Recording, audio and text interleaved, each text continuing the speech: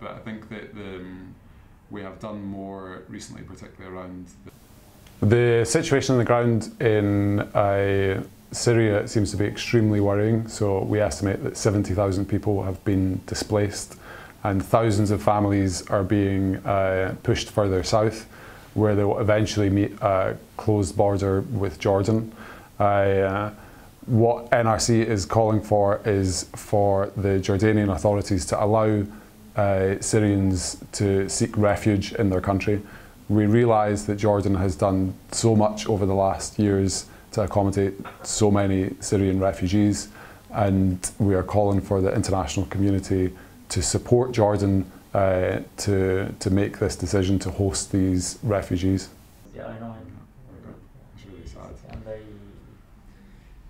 We're primarily concerned about the safety of Syrian civilians, and with the recent offensives we've seen huge numbers displaced, but also increases in prices for basic goods and some shortages as well. So the humanitarian situation is dire, and particularly the lack of safety for civilians. It seems that one of the only options for these civilians is to try to seek asylum in Jordan, but currently the situation is that they're not able to do that.